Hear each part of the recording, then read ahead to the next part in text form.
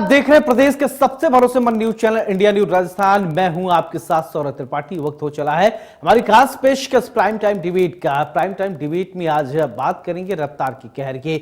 जयपुर के हरमाड़ा इलाके में सोमवार दोपहर हुआ भीषण सड़क हादसा अब तक का सबसे बड़ा हादसा बताया जा रहा है। शहर में कुछ ही मिनट के अंदर ऐसा कोहराम मचा कि पूरे राजस्थान में सन्नाटा पसर गया। तेज रफ्तार डंपर ने हरमाड़ा की सड़कों पर मौत का तांडव मचा दिया। जिसने भी यह दृश्य देखा उसकी रूह कांप उठी। सड़क पर दौड़ते इस डंपर ने एक ही झटके में 13 लोगों की जान ले ली है, जबकि 15 से ज्यादा लोग गंभीर रूप से घायल हो गए। हादसे के बाद मौके पर चारों तरफ चीख पुकार मच गई। कई बाइकें और कारें चपेट में आकर बुरी तरीके से क्षतिग्रस्त हो गई हैं। प्रत्यक्षदर्शियों के अनुसार हादसा तब हुआ जब डंपर चालक ने नियंत्रण खो दिया है और पीछे चल रही स्कूटी और कार को टक्कर मार दी। इसके बाद जैसे डंपर मौत का पहिया बन गया है और रास्ते में आने वाले छोटे बड़े सभी वाहनों को रौंदता हुआ आगे बढ़ता गया। आखिर में एक कार और ट्रेलर से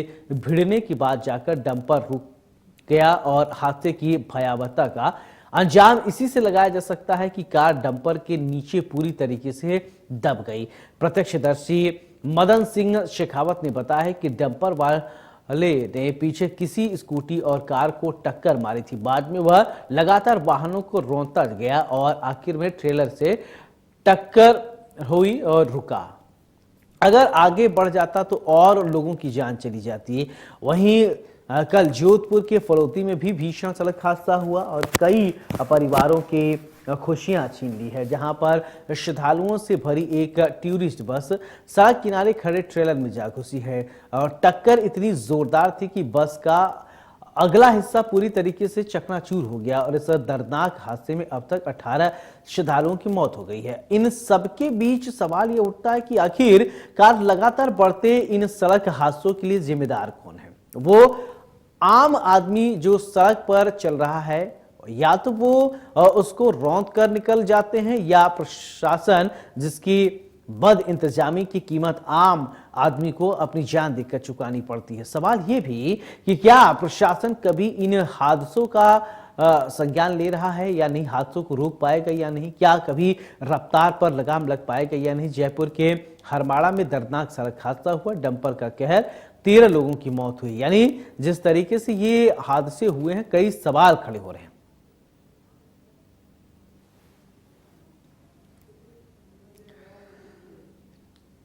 चलिए अब आपको हादसे की 5 अलग अलग तस्वीरें दिखाते हैं और इन तस्वीरों के माध्यम से हम आपको समझाते हैं कि दरअसल हुआ क्या। देखिए, पहली रूह कपा देने वाली सीसीटीवी फुटेज आप देखिए, फिर इसके बाद घटनास्थल पर लोगों की भीड़ आप देख सकते हैं। पुलिस अधिकारियों ने लिया जायजा और सड़क पर रोती बिलखती जिंदगियां और घायलों का अस्पताल में इलाज जारी है।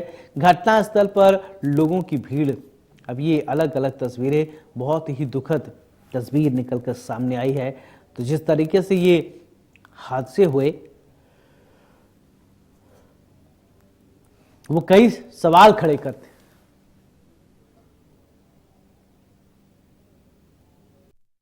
मोर्चा हो चुकी है, 10 जो है इंजर्ड है, उसमें 2 कांवटिया में सीरियस नहीं है, 6 में 2 हैं और 6 जो है यहाँ पर है सीरियस कंडीशन।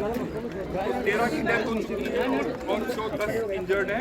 यहाँ पर 6 हैं, सीके बिरला में 2 है और सीकेएस में, और 2 जो है वो कांवटिया में है, उनका माइनर इंजरी होने कोई दिक्कत नहीं। यहाँ जो 6 हैं वो गंभीर स्थिति में, यहाँ पर जो है वो थोड़े गंभीर स्थिति में। उनको लेकर क्या निर्देश है, क्या स्थिति है?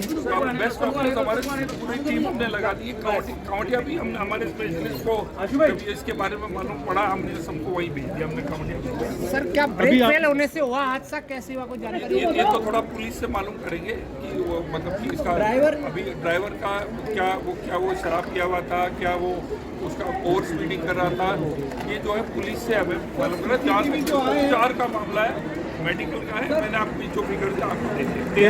13 लोगों की पुष्टि है और 10 इंजर्ड है, जिसमें से 6 थोड़े क्रिटिकल। मंत्री जी, ड्राइवर का पता लगा? ड्राइवर कहाँ था जी? गिरफ्तार कर लिया गया।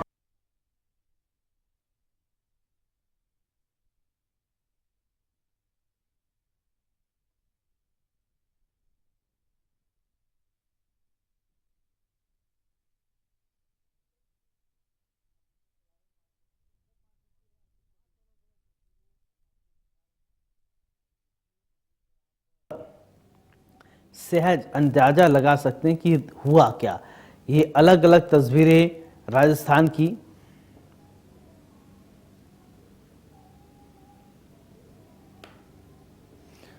आज इसी मुद्दे पर हम चर्चा करेंगे और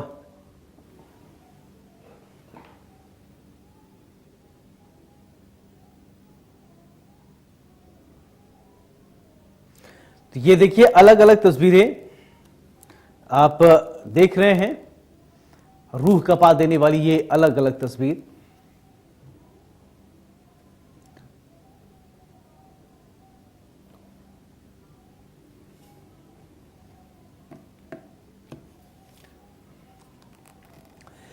तो आज हम इसी मुद्दे पर चर्चा करेंगे। आखिरकार देखिए, सड़क सुरक्षा को लेकर तो बड़ी बड़ी बातें होती हैं, रफ्तार की कहर, लेकिन रुकने का नाम नहीं लेते। आए दिन राजस्थान ही नहीं, देश भर से इस तरीके की खबरें सामने आती रहती हैं।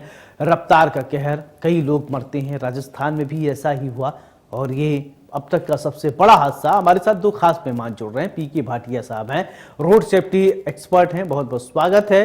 अनिल गोठवाल जी हमारे साथ हैं, रिटायर्ड पुलिस अधिकारी हैं, बहुत बहुत स्वागत है अनिल जी। चर्चा की शुरुआत पीके भाटिया साहब आपसे ही करना चाहता हूं। देखिए, रोड को लेकर, रोड सेफ्टी को लेकर कई बातें कही जाती हैं, लेकिन जो पैमाने हैं क्या उस पर काम नहीं होता? आए दिन आप देखते रहते हैं कि सड़क हादसे हो रहे हैं, लोग अपना जान गंवा रहे हैं। सरकार अपनी बातें कहती होगी, वो अलग की बात है, लेकिन क्या आप कहां चूक मान रहे हैं जो इस तरीके की घटनाएं आए दिन आ रही हैं? भाटिया साहब अनम्यूट कर लीजिए। जी जी बोलिए बोलिए। अपनी श्रद्धांजलि अर्पित करता हूं और उन परिवार को भी संवेदना व्यक्त करता हूं जिन्होंने अपना परिजन खो दिया। ये बड़े दुख की बात है कि हर रेगुलर इंटरवल पे राजस्थान में ये घटनाएं, विभत्स घटनाएं कह सकता हूं, हो रही हैं। दोष देना सरकार को आसान भी है और जरूरी भी है। जितने भी कायदे कानून बने हुए हैं उनकी पालना में कहीं न कहीं बहुत कमी है, सख्ती की जरूरत है, सख्ती नहीं होती है। पर आज मैं इस बात को थोड़ा और रूप भी दूंगा कि हम समाज के प्रत्येक व्यक्ति की जिम्मेवारी है कि ऐसा माहौल बनाया जाए जिससे ये सड़क दुर्घटनाएं रुक सके। उसके लिए परिजन में माँ बाप और विद्यालय में गुरुजन, इन सब का मैं बहुत बड़ा रोल मानता हूं। पूरे समाज की जिम्मेवारी बनती है ये, विशेषकर ये क्योंकि बच्चों को शिक्षा देते हैं और बच्चे इनकी बात को मानते हैं। मैंने रोड सेफ्टी लाइन के नाते जागरूकता के प्रति बहुत अभियान चला रखा है 20 साल से।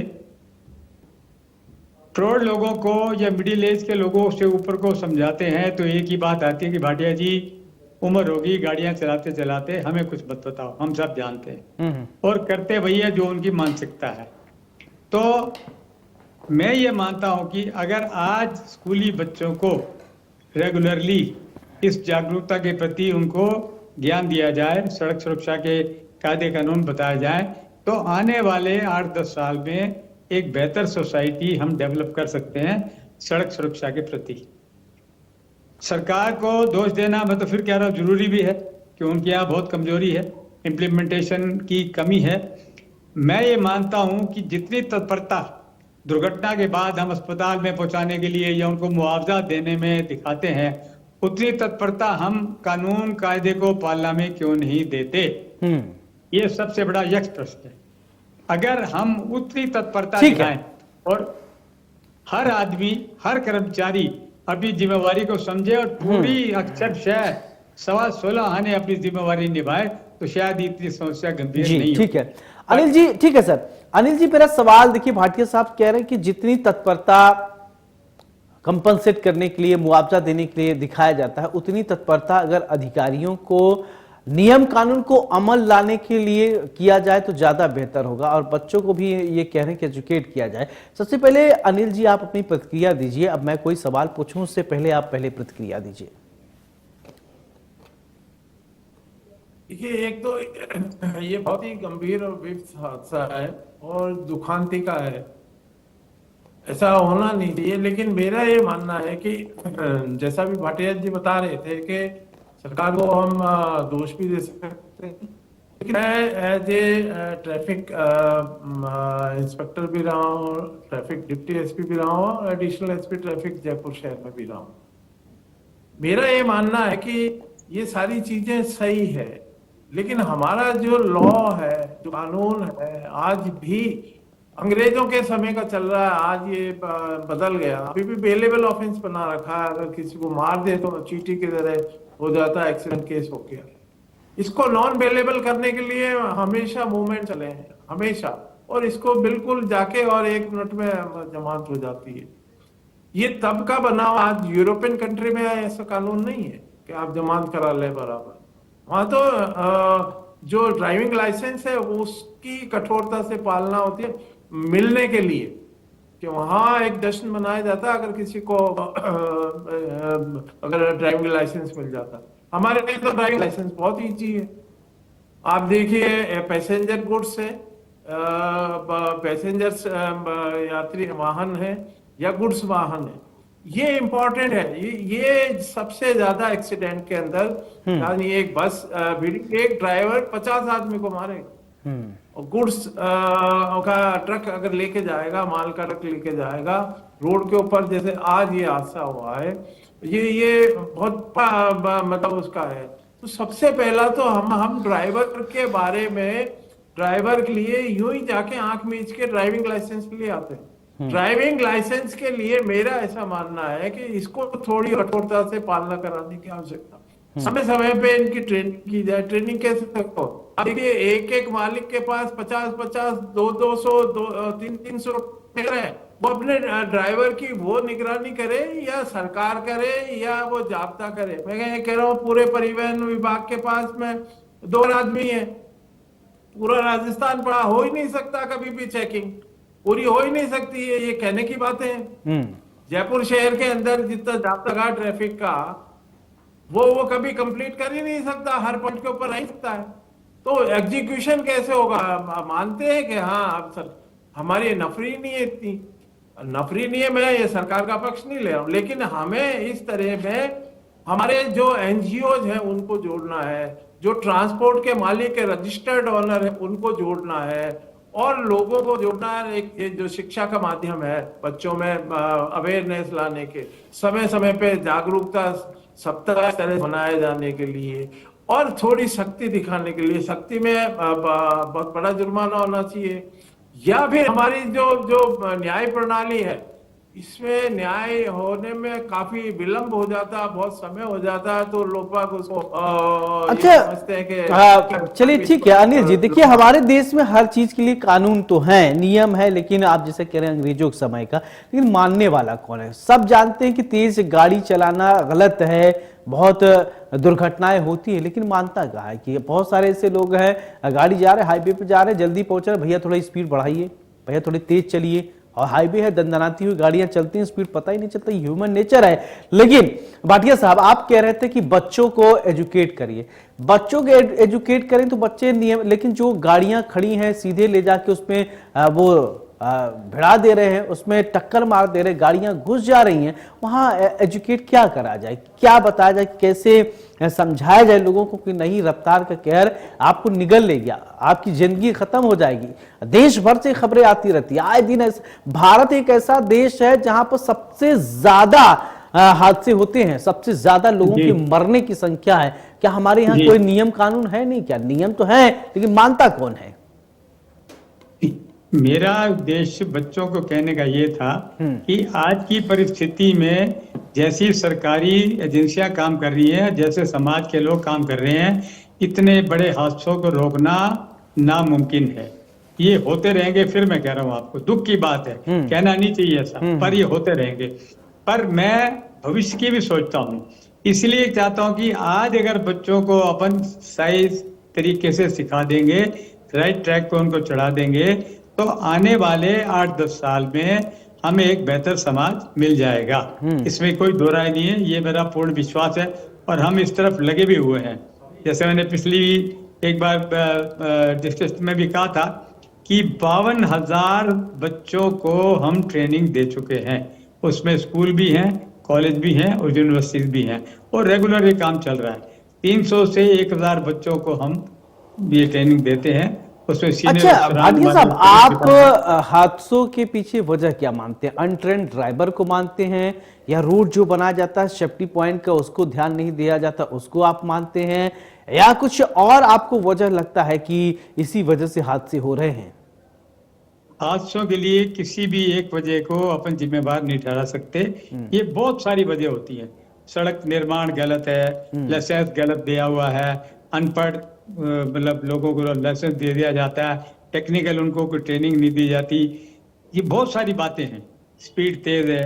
मैं ये मानता हूँ, जैसे मैंने थोड़ी देर पहले भी कहा, घर से बच्चा बाहर निकलता है मोटरसाइकिल पे आजकल, हेलमेट लगाता है कि नहीं लगाता है, वो तेज दौड़ाता है कि नहीं दौड़ाता है। अगर माँ बाप उसको पाबंद करने की चेष्टा करें, उनको रोज एक सबक सिखाएं, जैसे मैं हमेशा कहता हूँ, ये ऐसी बड़ी एक विकराल रूप की समस्या बन चुकी है कि you need hammering on the mind every day.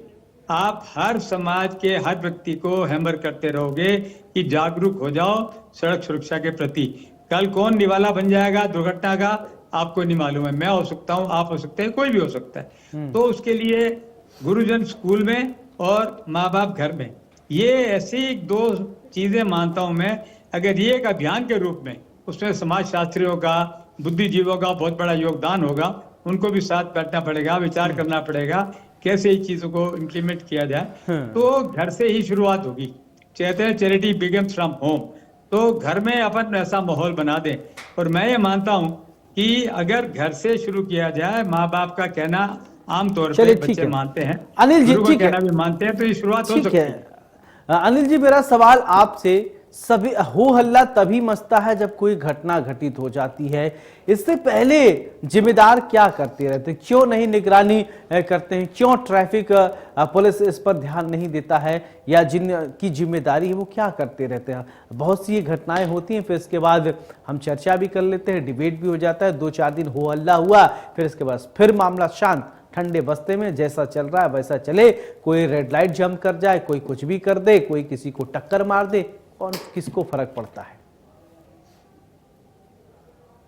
मैं ये मान के चलता हूँ कि जयपुर शहर इतना बड़ा हो गया, आज की तारीख में 25 लाख तो रजिस्टर्ड व्हीकल में, नंबर 1। नंबर 2, कम से कम 1.5 से 2 लाख व्हीकल आना और जाना जयपुर में लगा रहे, और पूरे ट्रांसपोर्ट जो एजेंसी है अब शहर के बीच में आ गई है।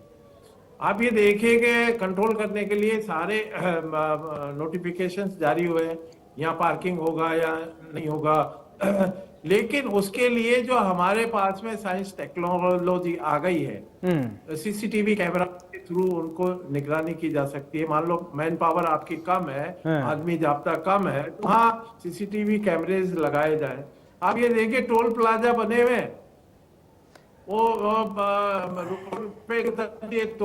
अच्छा अनिल जी, एक बात, मैंने भी बहुत सारे ऐसे ट्रक ड्राइवरों को देखा, ऐसे लोगों को देखा, जब एक दो ये कांस्टेबल या कुछ ऐसे लोग होते हैं, गाड़ी को हाथ देते हैं, रोकने के लिए इशारा करते, रोकते नहीं है। वो उनकी तो मंशा होती है कि अगर वो बेचारे बच्चे ने तो उनके ऊपर चढ़ा दें। इतने ढीठ लोग भी होते हैं, तो वो अपना जान बचा नहीं पाते, वो हट जाते हैं, भाग जाते हैं। फिर ऐसी चीजें भी सामने आती रहती हैं। ये तो मैं आपको बता रहा हूँ, कल का ही हादसा है। कांस्टेबल कोटपुतली के पास में उसके ऊपर ट्रक चढ़ गया, तो रोक रहा था, ये ड्यूटी कर रहा था, कल की बात है। और कांस्टेबल, हाँ बिल्कुल, ये दुखद घटना है। और मैं तो ये मान चलता हूँ कि हम उस टेक्नोलॉजी को, एडवांस टेक्नोलॉजी को काम में नहीं ले रहे। मैं दूसरी एक और बात आपको बता रहा था कि जो पैसेंजर व्हीकल है, उसके ड्राइविंग लाइसेंस ड्राइवर को, एक मालिक के पास 5-5, 10-10 बसें हैं, 25-25 बसें हैं, वो ले जाके किसी बस की चाबी एक चलते रहते ड्राइवर को पकड़ा देता है। मैं ये कहता हूँ रजिस्टर्ड ऑनर की क्यों नहीं ड्यूटी है कि वो ड्राइवर को चेक करे, जिस समय वो बैठे ड्राइविंग में, उस समय वो शराब पिया हुआ, उसकी गाड़ी चेक करे। अगर मान लो पैसे का कॉन्ट्रैक्ट हुआ है, तो वो कितने बजे यहाँ से निकलेगा, कितने किलोमीटर, ये यूरोपियन कंट्री में सब है, कॉन्ट्रैक्ट होता है कि इतने किलोमीटर गाड़ी जानी है, स्टॉपेज करेगा। ये एक पूरी प्रक्रिया है, लेकिन इसको अपनाते नहीं है। आप ये देखिए, ऑनलाइन कराइए कॉन्ट्रैक्ट को, और उसको मालिक को, रेस्टोरेंट ऑनर जिम्मेदार है कि आपने रोकने के लिए ड्राइवर को क्यों नहीं कहा। वो अपने आप नींद नहीं आएगी, रुकेगा। वहां अगर साइड सरकार बना के देगी, कुछ ऐसे ब्लैक होते हैं, ये सारे हो सकती है। आज टेक्नोलॉजी का जमाना है, लेकिन करना नहीं चाह रही है सरकार इस तरफ ध्यान नहीं दे, और सिर्फ टोल प्लाजा के ऊपर है कि आपका रोड टैक्स कैसे ज्यादा से ज्यादा लिया जाए। ना ब्लैक स्पॉट पे ध्यान है, ना आपके सीसीटीवी कैमराज है, ना आपके कोई रेस्ट का हाईवेज के ऊपर कोई जगह बनाई हुई है, ना क्या स्लॉट है। ये सारी एक्सीडेंट अभी जो पिछले 2-3 दिन में हुआ, ये रोड साइड पे खड़ी हुई गाड़ियों में जाके भिड़े, चाहे वो ट्रेलर हो, चाहे वो गैस टैंकर हो, चाहे वो हो। तो आप ये कि क्या वहाँ कोई लाइट की व्यवस्था करी है हाईवेज के ऊपर, या वहाँ क्या लगा के गाड़ियां लगे? ठीक है, क्या वहाँ उसको ठीक है भाटिया साहब, देखिए एक सवाल, ठीक है अनिल जी, ठीक है भाटिया साहब, मेरा एक सवाल आपसे, देखिए अनिल जी कई बातों को बता रहे हैं, लेकिन मैं एक बात ये समझना चाहता हूँ, जैसे अब रिहायशी इलाके में भीड़ भाड़ वाले जगह पे हाईवे तो है नहीं, अभी इंदौर से कुछ दिन पहले खबर आई, गाड़ी ट्रक वाला घुसा दिया, कई लोगों को चपेट में ले लिया और रौंदते हुए आगे बढ़ गया। अभी कभी कभी ये होता है कि ह्यूमन साइकोलॉजी कि अगर एक घटना घटित हो जाती है तो उसको बचाने, खुद को बचाने के लिए कई लोगों को ये रौंदते हुए आगे बढ़ जाते हैं। अभी बीच में ये हुआ कि ड्राइवरों के लिए एक नियम जब ये बना कि अगर कोई दुर्घटना घटित होता है तो उसको अस्पताल पहुंचाना, कई सारे नियम आए, लेकिन लोगों ने उसका विरोध कर दिया, जगह जगह पर विरोध प्रदर्शन होने लगा, जितने भी ड्राइवर एसोसिएशन है सबने हंगामा कर दिया, और फिर उसको बैकफुट पर आना पड़ा। फिर जब इस तरीके के नियम की जब जरूरत होती है तो फिर हंगामा, आंदोलन इस तरीके से होने लगेंगे कि उसको बैकफुट पर आना पड़ता है। फिर कैसे सामाजिक ताना बाना को कैसे बैलेंस किया जाए, कैसे मजबूत बनाया जाए? मैं इसमें ये कहता हूँ, थोड़ा गहराई में अगर जाएं तो ये चीजें, मैं आजादी के बाद की बात करता हूँ, पहले की तो बात नहीं करता। आजादी के बाद से ही हमारे जितने भी कर्मचारी हैं, जितने भी रिस्पॉन्सिबल व्यक्ति हैं, वो अगर बिल्कुल तत्परता से, सच्चाई से अपनी ड्यूटी पूरी निभाते और एक अच्छा माहौल क्रिएट कर देते। आज हम विदेशों की बात करते हैं, बड़ा अच्छा लगता है उनकी बात करके, पर क्या हमारे यहाँ नहीं हो सकता? वहाँ कोई चंद्रमा से उतर के आदमी नहीं आए, भगवान ने अलग आदमी नहीं भेज दिए, सब हम जैसे ही हार्ड बात के पुतले हैं। अगर वो कर सकते हैं तो हम क्यों नहीं कर सकते? तो ये रहा 70-75 साल में हर आदमी इतना कैजुअल अप्रोच का हो गया, अरे ठीक है चलता है यार, इस ठीक है चलता है ने आज देश, अरे हमारे यहाँ तो हेलमेट भी ऐसे लगाए जाते हैं कि पुलिस वाले को देख लें, सामने पुलिस वाले खड़े हैं, हेलमेट लगा लिया, फिर इस पर निकाल के रख दिया, फैशन बन गया, उनको समझ में नहीं, हैंडल पे टांग देते हैं। हाँ, उनको समझ में नहीं आता कि ये जो है आपकी सुरक्षा के लिए हाथ में से लटकाए रहेंगे, हेलमेट लिए, अच्छा पुलिस वाले लगा लिए टोपी।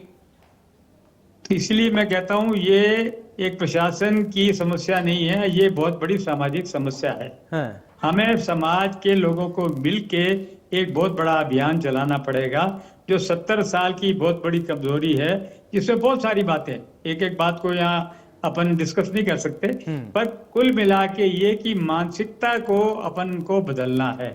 ये जो कैजुअल अप्रोच की मानसिकता है, चलता है, इसको दिमाग से निकालना है।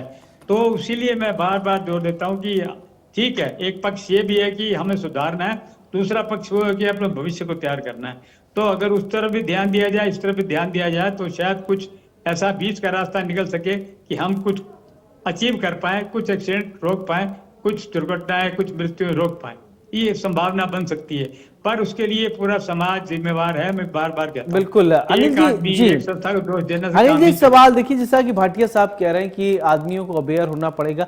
हम तो अब मान लीजिए अच्छे से, ईमानदारी से, बैलेंस और एक जो लिमिट में स्पीड होता है उसको हम चला रहे हैं, लेकिन हमको पीछे वाले की जानकारी नहीं, वो किस मानसिकता से घर से फ्रस्ट्रेट होकर निकला है, लड़ाई झगड़ा करके निकला है, फ्रस्ट्रेशन पता चला स्टीयरिंग पे दिखा दे और क्लच गियर इतनी तेज लगाए कि जो आराम से बेचारे नियम से, कानून से चल रहे हैं, उसको उड़ाते हुए वो चले जा रहे हैं। फिर इसमें कहां से हम रोक लगा सकते हैं?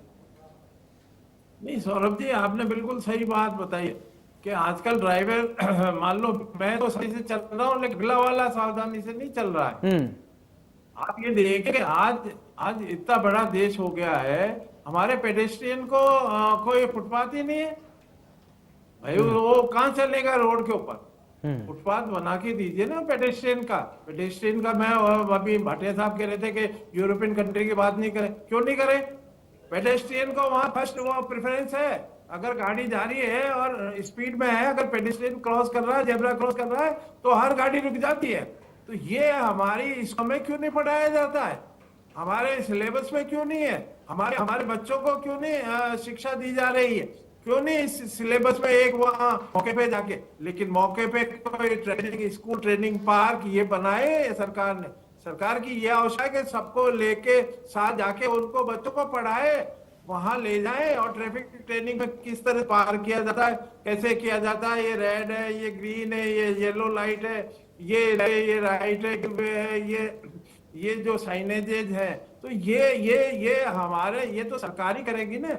तो सरकार इस बारे में, मैं बार बार वही कह रहा हूँ कि आप 1-2 दिन से चला हुआ, 24 घंटे से ज्यादा ड्राइवर चला हुआ, उसको आप हाईवे के ऊपर क्या देखिए अनिल जी, हमारे यहाँ तो ऐसे ड्राइवर हैं होते हैं बहुत सारे, जिनको ABC क्लच गियर एक्सीलेटर के अलावा कुछ पता ही नहीं होता है।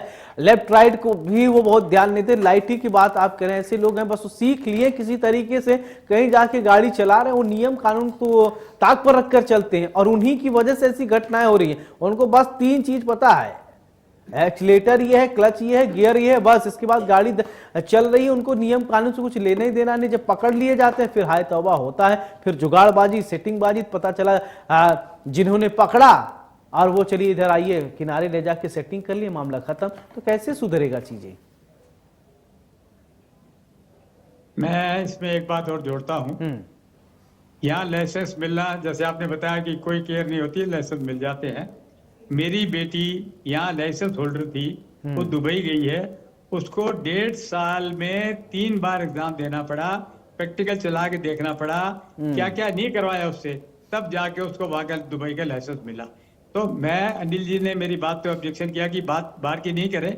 मैं इसलिए कह रहा हूँ कि वहाँ जो मानसिकता है लोगों की, वो हमारे यहाँ मानसिकता नहीं है, इसलिए उन बातों को यहाँ करने से कोई फायदा नहीं होगा।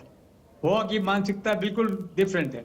मैं दुबई रेगुलर जाता रहता हूँ, मैंने आज तक पुलिस कांस्टेबल की यूनिफॉर्म नहीं देखी कि कैसी यूनिफॉर्म होती है उनकी, क्योंकि मौजूद ही नहीं है सड़कों में कहीं भी। सर वहाँ के नियम कानून तो अलग है, लेकिन हमें अपने लोगों को समझाना है। अपने लोगों को कैसे समझाए? वो तो विकसित हैं, उनको अलग ही वहाँ की लाइफ स्टाइल है, लेकिन हमारे तरफ जो लोग चल रहे हैं, कहीं डग्गा मार गाड़ियां चल रही हैं, तो कहीं मौत की गाड़ियां दौड़ रही हैं, उन पर हम कैसे लगाम लगाएं? हम चर्चा का विषय ये है। दुबई, अमेरिका, USA जितने भी विकसित कंट्री हैं, उन तो अपने अकॉर्डिंग चला रहे हैं, लेकिन हमें अपना कैसे वहां सीख लेंगे जब हमारे यहाँ ऐसे डॉक्टर भी झोला छाप मिल जाते हैं होंगे आपको, और इस तरीके से ड्राइवर मिलते हैं जो कुछ समझना ही नहीं चाहते हैं। समाज को वो गाड़ी के एकदम पीछे वाले जो डिग्गी होता है उसमें रख के वो चलते हैं, तो फिर उनसे कैसे उम्मीद किया जाए?